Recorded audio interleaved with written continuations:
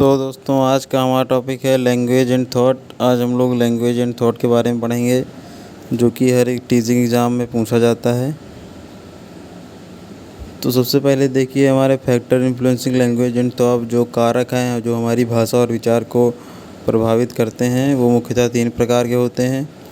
सोशोलॉजिक factors यानी सामाजिक कारक, एजुकेशनल फैक्टर्स यानी कि एजुकेशनल कारक, और तीसरा है बायोलॉजिकल फैक्टर और डिसऑर्डर, यानी कि अगर कोई बायोलॉजिकल डिसऑर्डर है तो उसके कारण भी हमारा भाषा और विचार पे प्रभाव पड़ सकता है।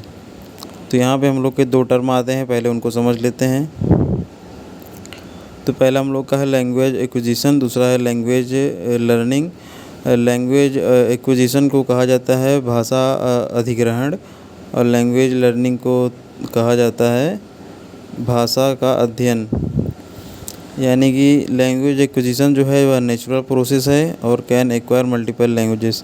यानी कि लैंग्वेज एक्विजिशन कुछ नहीं है। लैंग्वेज एक्विजिशन जैसे बच्चा जन्म लेता है तो वह अपने आसपास के वातावरण से कोई भी भाषा स्वयं ही सीख लेता है। जैसे इंग्लैंड में बच्चा पैदा हुआ है तो वह इंग्लिश ही बोलेगा, और भारत में पैदा हुआ है तो जो भाषा उसके वातावरण में बोली जा रही होगी वो वही बोलेगा।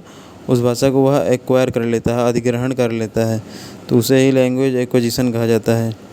और लैंग्वेज लर्निंग होता है जैसे कि हम लोग हिंदी माध्यम से पढ़े हैं यूपी बोर्ड से, और बाद में हम लोग कोई इंग्लिश का कोर्स कर लेते हैं, इंग्लिश सीखने लग जाते हैं रूल्स पढ़ के या फिर किसी अन्य माध्यम से, तो उसे कहा जाता है लैंग्वेज लर्निंग। यह एफ़र्ट और प्रैक्टिस से होता है, यानी कि इसमें हम लोग को अपना एफ़र्ट लगाना पड़ता है और बार बार इसको दोहराना पड़ता है, और लैंग्वेज एक्विजिशन का प्रोसेस जो है वह स्वतः ही हो जाता है।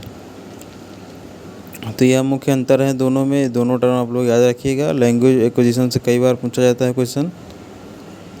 हम लोग का अगला आता है स्टेजेस ऑफ लैंग्वेज एक्विजिशन, यानी कि जब हम लोग भाषा का अधिग्रहण कर रहे होते हैं तो उसमें कुछ स्टेज होते हैं।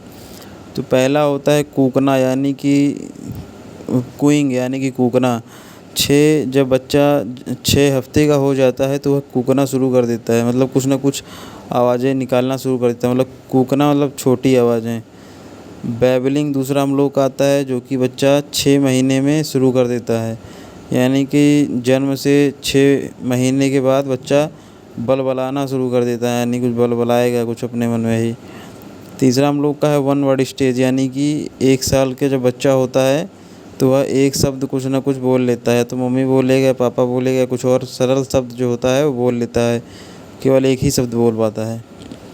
चौथा हम लोग का है 2 वर्ड स्टेज, जो कि 18 महीने से 2 साल तक के बीच में होता है। इसमें बच्चा 2 शब्द बोल लेता है। 2 शब्द बोल लेता है यानी कि मतलब 2 से अधिक जो वर्ड से बना हुआ शब्द है वो बच्चा बोल लेता है। पांचवा हम लोग का है लॉन्गर utterances, यानी कि 2 से 4 वर्ष के बीच में जो बच्चा है वो हम लोग का सेंटेंस बोलने लग जाता है, और मतलब पूरा सेंटेंस बोलने लग जाएगा और समझने लग जाता है। प्रोफेसर स्मिथ जो हैं इनके हिसाब से पूछा जाता है कई बार सीटेट में, लेकिन यह नहीं पूछा जाता है। अगर आप किसी दूसरे एग्ज़ाम की तैयारी कर रहे हैं तो उसमें पूछा जाता है। तो वो कैब जो प्रोफेसर स्मिथ के हिसाब से वह मतलब इन्होंने वर्ड की नंबर इन्होंने फिक्स कर दिए थे कि इतने साल का बच्चा इतने वर्ड बोलने लग जाता है।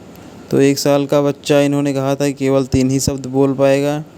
2 साल का बच्चा 272 शब्द बोल लेता है। 3 साल का बच्चा 900 से अधिक शब्द बोल लेगा।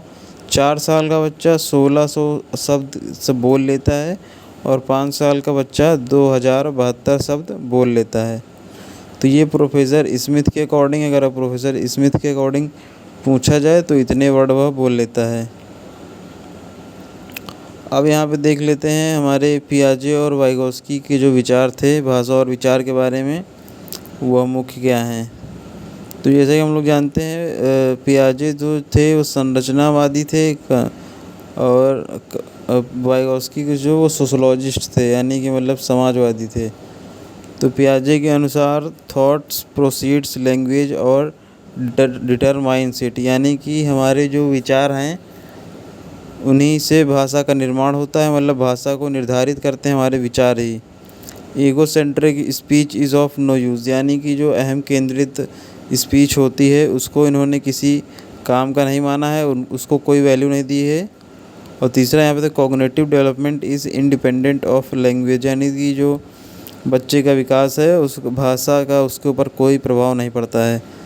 जबकि वाइगोस्की ने कहा है कि in the initial stage of life thoughts and are independent, यानी कि वाइगोस्की ने कहा है कि जीवन के शुरुआती दिनों में हमारा जो भाषा और विचार है वह दोनों एक दूसरे से स्वतंत्र होते हैं, एक दूसरे पे निर्भर नहीं करते हैं।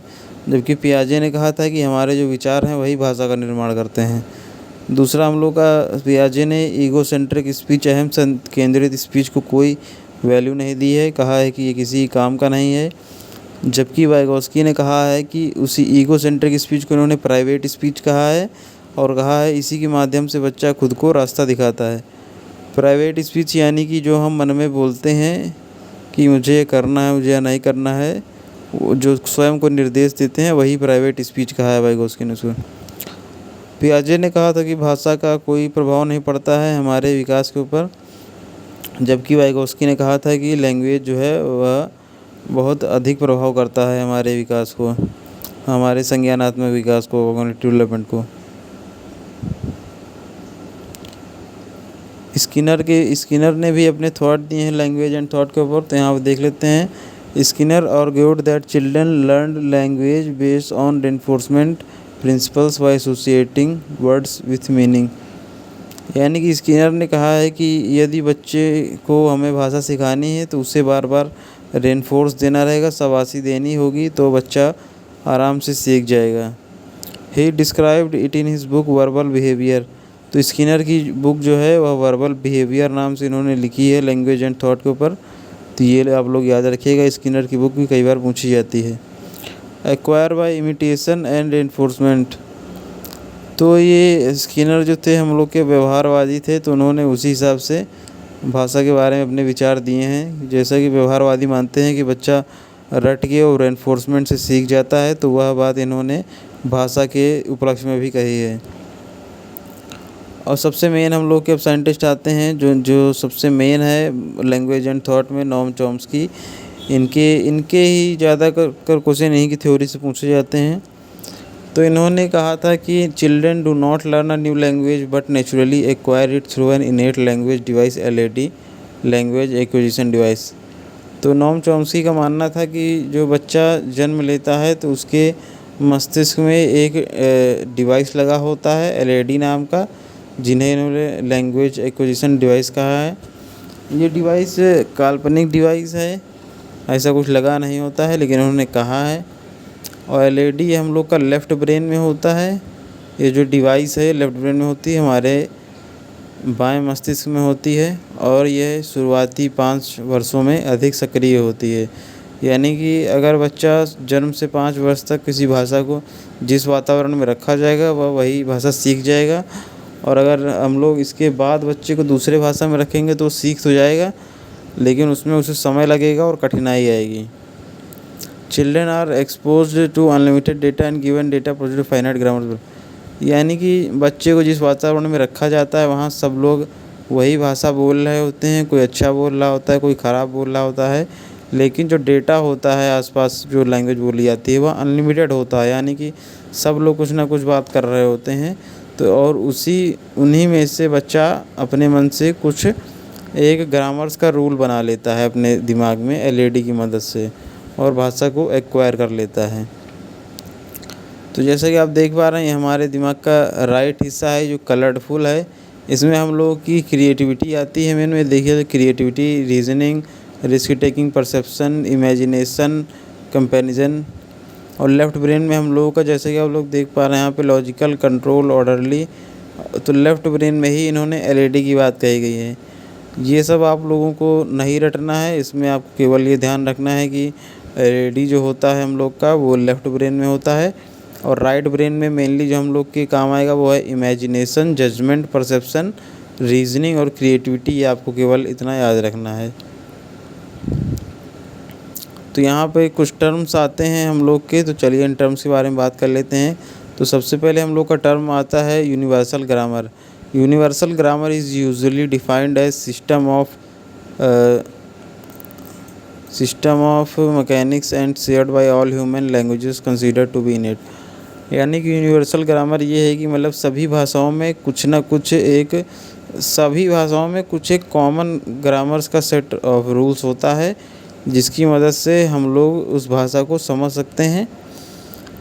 बिहेवियरिस्ट तो यहाँ पे कुछ मतलब जो साइकोलॉजी की हम लोग की जो धाराएं हैं उन्होंने वो उनके क्या विचार हैं लैंग्वेज को लेके वो बात की गई है। तो बिहेवियरिस्ट मानते हैं कि language learn through operant conditioning, reinforcement and imitation. यानी कि बिहेवियरिस्ट, जैसा कि मैंने बताया, स्किनर जो थे हमारे बिहेवियरिस्ट थे, तो उन्होंने व्यवहारवादी, तो उन्होंने भी यही कहा था कि ये जो भाषा सीखनी है तो बच्चे को बार बार प्रोत्साहन देना होगा और उसे बार बार उसको दोहराना होगा, इमिटेशन करना होगा, नकल करनी होगी, तो बच्चा उससे सीख जाएगा। उसके बाद हम लोग कहते हैं नेटिविस्ट। नेटिविस्ट मानते हैं कि language acquisition device biologically prefer infants to learn rules of language through universal grammar. यानी कि हमारे जो नोम चॉम्स्की थे वही उन्हीं की धारा है ये नेटिविस्ट। ये वही लैड में विश्वास रखते हैं और मानते हैं कि एलएडी की मदद से बच्चा स्वतः ही यूनिवर्सल ग्रामर की मदद से भाषा को सीख लेता है। फिर हम लोगों का आता है इंटरेक्शनिस्ट्स, यानी कि इंटरेक्शन के माध्यम से जो सीखने पे बल देते हैं। उनका मानना है कि inner capabilities and environment work together, social context is important. यानी कि बच्चे के अंदर जो क्षमता है अगर उसको हम लोग वातावरण से माध्यम से बढ़ावा दें तो वह भाषा सीख पाते हैं, और वातावरण का प्रभाव जो है अधिक होता है। उन्होंने वातावरण के प्रभाव को अधिक माना है। उसके बाद हम लोग कुछ लैंग्वेज के टर्म्स हैं जो बहुत इंपॉर्टेंट है और पूछे भी जाते हैं। इनसे 2-2 नंबर का भी पूछा जा चुका है कई बार एग्ज़ाम्स में, तो यहाँ पे देख लेते हैं। तो इस फोनीम्स जो हम लोग का पहला आता है, तो फोनीम हम लोग का कुछ नहीं है, ये हम लोगों की भाषा की सबसे छोटी इकाई है। फ़ोनीम जो है वह इंग्लिश लैंग्वेज की सबसे छोटी इकाई को फ़ोनीम कहा जाता है। Smallest unit of sound in language, मतलब यह ध्वनि की सबसे छोटी इकाई है। जैसे कि तो पीएच, मतलब इसको अगर आप लोग हिंदी में पढ़ेंगे पा फ च, तो ये सबसे छोटी इकाई है। और 5 वावल से हम लोग की कम से कम 20 फ़ोनीम्स बन जाते हैं। तो इससे आप समझ सकते हैं ये बहुत ही छोटी इकाई है। It is a unit that can distinguish one word from another in a particular language. तो जैसे कि हम लोग का एसेंट अलग होता है, जैसे कि हम लोग इंग्लिश बोलने का प्रयास करते हैं तो उसमें हम लोग का एसेंट अलग होता है, और अगर किसी की मातृभाषा इंग्लिश है तो इसका एसेंट अलग होता है। तो इसी की वजह से होता है, फ़ोनीम की वजह से। तो सबसे आपको केवल ये याद रखना है कि फ़ोनीम जो है वह साउंड की सबसे छोटी इकाई है, ध्वनि की सबसे छोटी इकाई है। दूसरा हम लोग का आता है morphine. Morphine is the smallest meaningful unit in language.